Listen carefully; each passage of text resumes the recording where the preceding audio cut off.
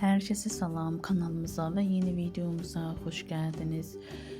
Blogger Suli Afət Fərman qızı haqqında öz fikirlərini dilə gətirib, belə ki, Afət Fərman qızının bəzi danışıqları haqqında blogger öz fikirlərini bildirib və Afət Fərman qızının haqsız olduğunu deyib. Qeyd edək ki, Afət Fərman qızı və Vəfa Şərifova haqqında böyük qalmaqal baş verir. Deməli qarşıma yeni bir video çıxdı. Fərman kişinin qızı Afət bu dəfə dünyaya peçatlı övlad gətirməklə öyünürdü. Mən anlamıram, bu peçat nə deməkdir? Mən yumurtada görmüşəm, üstünə peçat vurulur. Bu uşağa harda vurulur peçat mən bilmirəm. Baxmayaraq ki, bir zaman öncə Elgiz'in verilişində Zaks tərəfdarı değildi. Zaks önemli değildi deyirdi, ama bugün nəsə Zaks məsələsinə paranoyak olub bu xanım.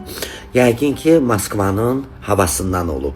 Fikirləri dəyişib. Ola bilər, normaldır. Mən də hər zaman deyirəm, hüquqi tərəfdən Zaks yaxşı şeydir ki, haqqınızı, hüququnuzu tələb edə bilərsiniz ayrılanda.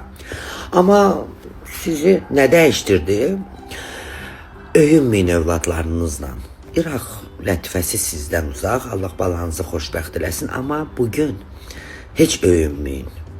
Çünki öyünən xanım var idi, onun oğlu Əhməd qatil çıxdı. Öyünən Arabesk sultanı Güllü idi, qızı cani çıxdı.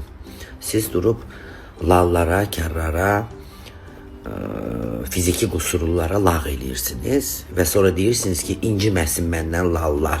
Yox, lallar sizdən incimir, çünki onlar sizi eşitmir. Amma sizi daima eşidən yuxarıdakı Allahdır. Əsas o sizdən inciməsin ki, mən əminəm ki, o sizdən çox inciyib. Ona görə gəlin, elə danışaq, Allah bizdən inciməsin ki, yatacaq yerimiz olsun. Yəqin ki, Afət xanım ölümün bir gün gələcəyindən xəbərdar deyil.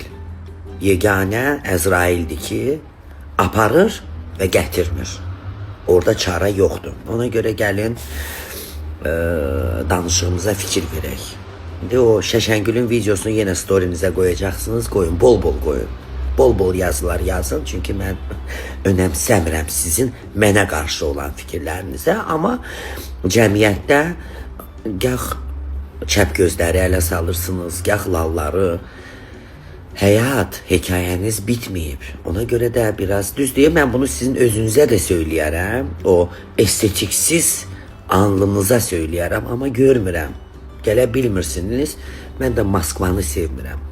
Amma yolum ora düşərsə, mütləq sizin özünüzə bunu söyləyərəm. Bu arada ad günündə bəzi insanlar oturub sizin videolarınızı gülürdülər. O insanlar ki, zamanında sizə qaz verirdilər və mən anladım ki, onlar sizə qaz yox, onlar sizi qazlayırdılar.